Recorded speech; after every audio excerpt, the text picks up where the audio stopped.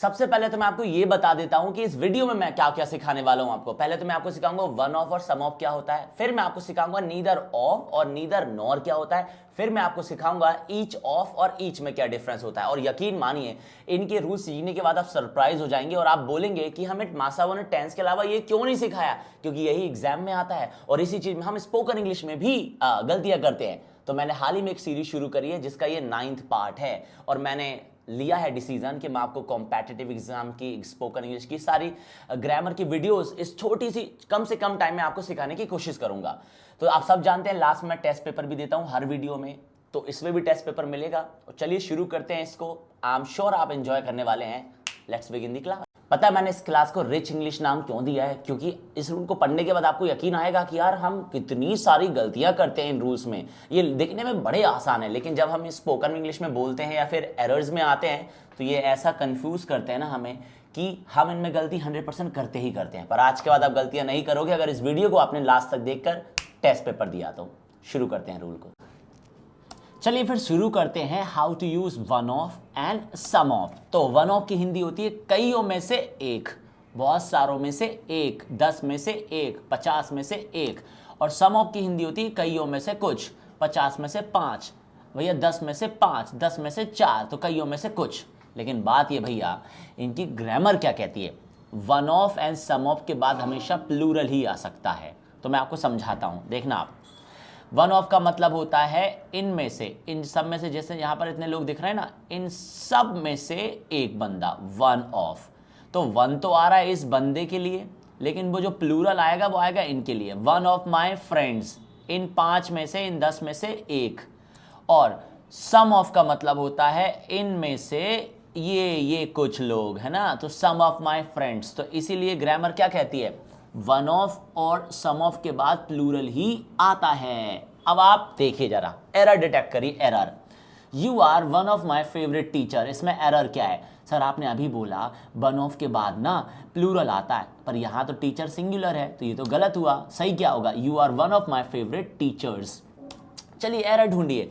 I am going on a trip with some of my neighbour, मैं trip पर जा रहा हूं अपने कुछ नेबर के साथ। रॉन्ग और राइट? सर आपने बोला सम ऑफ के बाद तो प्लूरल आता है, यहाँ नेबर तो सिंगुलर है, तो सही होगा I am going on a trip with some of my neighbours. तो आप देख रहे हैं यहाँ पे वन ऑफ हो या फिर सम ऑफ हो, इनके बाद प्लूरल ही आता है, plural objects. Okay, one of my cousins, one of my siblings, one of my teachers, one of my sisters, मतलब 4-5 सिस्टर्स में से एक। और सम ऑफ मतलब कुछ में से, बहुत सारों में से कुछ। तो इतना समझ में आया आपको? अब बात आती है सर वन ऑफ और सम ऑफ तो सीख लिया, ये भी पता चल गया इनके साथ प्लूरल आता है, लेकिन हेल्पिंग वर्ब कौन सी आएगी, टाइम वर्ड कौन सा आएगा? इज लगाऊं, एम लगाऊं, आर लगाऊं, हैव लगाऊं, हैज लगाऊं, क्या लगाऊं सर? तो देखो भैया, जब वन ऑफ की बात होगी तो या तो इज आएगा उसके बाद, या तो हैज आएगा, या फिर वर्ब की एस या यस वाली फॉर्म आएगी। एग्जाम्पल देखिए, one of my friends is coming today, मेरे 5 दोस्तों में से एक दोस्त आज आ रहा है। तो वन ऑफ के बाद प्लूरल आ रहा है तो फ्रेंड्स तो प्लूरल हो गया, पर इस प्लूरल के चक्कर में प्लूरल वर्ब नहीं लगे, प्लूरल हेल्पिंग वर्ब नहीं लगेगी, आर नहीं आएगा, क्योंकि वन ऑफ के बाद इज, हैज और यही आ सकते हैं बस। One of my cousins has come to meet me today, आज 5-6 कजन्स हैं मेरे, उनमें से एक कजन मुझसे आज मिलने आया है। सर कजन्स तो प्लूरल हो गया, तो हैज क्यों आया, हैव आना चाहिए? नहीं भैया, प्लूरल तो वन ऑफ की वजह से हुआ है और रूल होता है वन ऑफ के बाद या तो इज आता है, या हैज आता है, या ऐसे ही यस आता है। ऐसे ही one of my classmates goes to gym, मेरे 4-5 क्लासमेट से एक क्लासमेट्स है जो जिम जाता है। पर सर ऐसे ही यस क्यों आया है? सर प्लूरल के साथ तो फर्स्ट फॉर्म आनी चाहिए। नहीं भैया, वन ऑफ के बाद इज, हैज या ऐसे ही आ सकता है। अब बात आती है सम ऑफ की। तो सम ऑफ के बाद या तो आर आएगा, या हैव आएगा, या वर्ब की फर्स्ट फॉर्म आएगी। Some of my friends are coming today, कुछ दोस्त हैं मेरे जो आज आ रहे हैं। Some of my cousins have come to meet me, मेरे कुछ कजन्स आए हैं मुझसे मिलने। Some of my classmates go to gym, मेरे कुछ क्लासमेट्स हैं जो जिम जाते हैं। तो देखा आपने, वन ऑफ और सम ऑफ के बाद प्लूरल तो आता है, दोनों में ये चीज़ तो कॉमन है, पर हेल्पिंग वर्ब कॉमन नहीं है। वन ऑफ के बाद ये आएंगी, सम ऑफ के बाद ये आएंगी। और एग्जाम्पल लेते हैं वन ऑफ और सम ऑफ के और example. Sir I want to buy one of your cars, आपके पास 4 कारें हैं, उनमें से एक मेरे को खरीदना है। Sir one of my teachers is teaching right now, मेरे 4-5 टीचर्स हैं, उनमें से एक टीचर्स अभी पढ़ा रहे हैं। One of my favourite movies is Rocky. वैसे तो मेरी बहुत फेवरेट मूवी है, लेकिन उनमें से एक रॉकी भी है। One of my favourite movies is Rocky.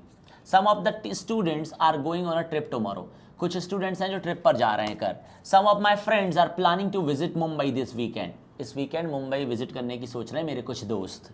भैया some of my classmates have paid the fee. मेरे कुछ क्लासमेट्स हैं जिन्होंने फीस जमा कर दी। तो ये रहा आपका one of and some of. One of और सम ऑफ के बाद प्लूरल तो आएगा ऑब्जेक्ट में, लेकिन वन ऑफ के बाद सिंगुलर हेल्पिंग वर्ब आती है और सम ऑफ के बाद प्लूरल हेल्पिंग वर्ब आती है। I hope you understand.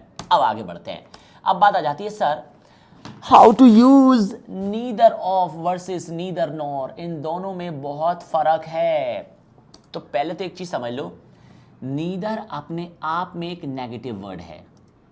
इसके साथ नॉट नाम का शब्द कभी नहीं आ सकता, क्योंकि आपको कई बार मन करेगा नीदर के बाद नॉर के बाद नॉट लगाने का, पर वो नहीं आ सकता क्योंकि नीदर अपने आप में एक नेगेटिव वर्ड है।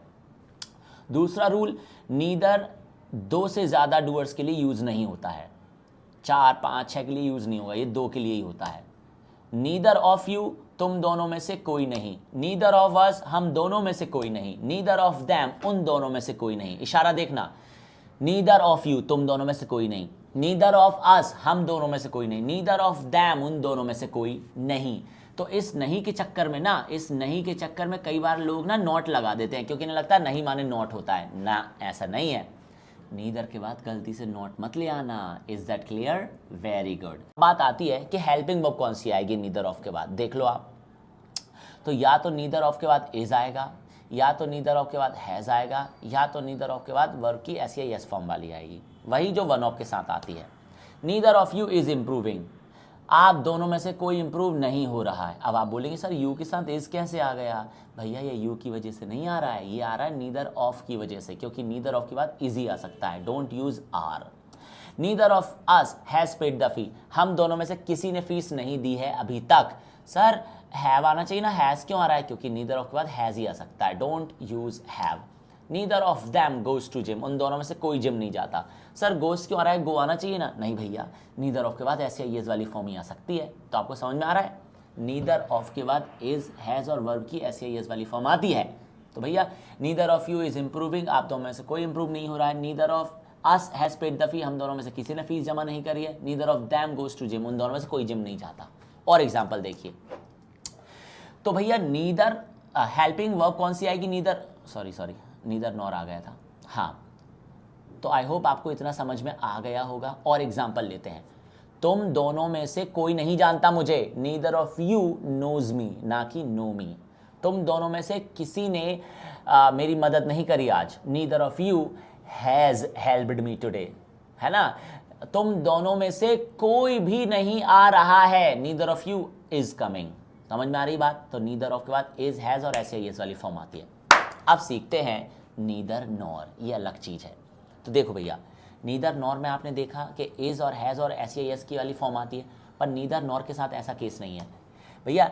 हेल्पिंग वर्ब जो है ना, नीदर नॉर के बाद, पढ़ो इस सेंटेंस को, जो डूअर नॉर के बाद आएगा हेल्पिंग वर्ब उसके अकॉर्डिंग आएगी। याद रखना, जो डूअर नॉर के बाद आएगा हेल्पिंग वर्ब उसके अकॉर्डिंग आएगी।